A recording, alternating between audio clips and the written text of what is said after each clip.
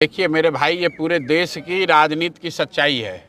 जनसुराज ने पिछले 3 साल में हम लोगों ने जो यहाँ अध्ययन कराया था उसके आधार पर बोला था कि बिहार में पिछले 30 वर्ष में कोई भी जो सांसद और विधायक बने हैं, सारे दलों के सांसदों और विधायकों की अगर सूची आप बनाएंगे तो आपको पता चलेगा कि सिर्फ 1250 परिवार के लोग ही यहाँ विधायक और सांसद बनते हैं।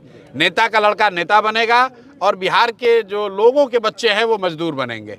ये जो सच्चाई है वो नीतीश कुमार पर भी लागू होता है।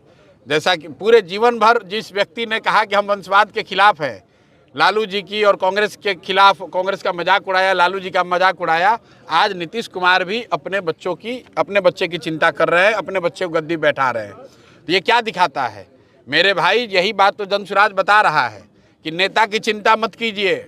नेता चाहे बूढ़ा हो या युवा हो, अगड़ा हो या पिछड़ा हो, स्वस्थ हो या बीमार हो, उसने अपने बच्चे के लिए राज सिंहासन की तैयारी करके रखी है।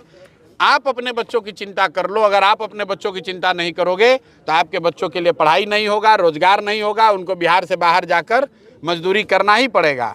चुनाव हुआ, नीतीश कुमार गद्दी पर बैठे, इसके बाद जिसको मोदी जी और अमित शाह चाहेंगे वो बैठेगा, नीतीश कुमार का लड़का बैठेगा। लेकिन चुनाव के बाद 50 से ज़्यादा बिहार के सामान्य परिवार के बच्चे अन्य राज्यों में फैक्ट्रियों में मजदूरी करते हुए अलग अलग दुर्घटनाओं में उनकी जान चली गई। उसकी तो कोई चर्चा नहीं कर रहा है, उसकी तो कोई चर्चा नहीं कर रहा है।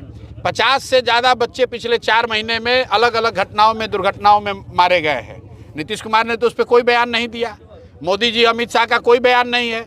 अब मोदी जी आएंगे अगले लोकसभा चुनाव में, तब तक के लिए आप अरवा चावल खाइए या उसना चावल, कोई पूछने वाला नहीं है।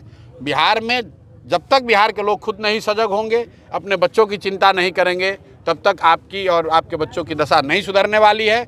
जनसुराज ये बात पिछले 3 साल से कह रहा है, आने वाले 5 साल में भी हम लोग इस बात को कहते रहेंगे।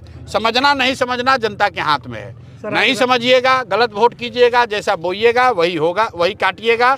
अगर आपने गलत लोगों को चुना है तो यहाँ भ्रष्टाचार नहीं खत्म होगा, यहाँ पढ़ाई की व्यवस्था नहीं सुधरने वाली है, यहाँ रोजगार नहीं आने वाला है। मैं आपको लिख के दे देता हूँ, और अगले 5 साल में पलायन बंद नहीं होगा। अगर हो जाए तो आप हमको बता दीजिएगा, आप फिर हम लोग को राजनीति करने की जरूरत नहीं है।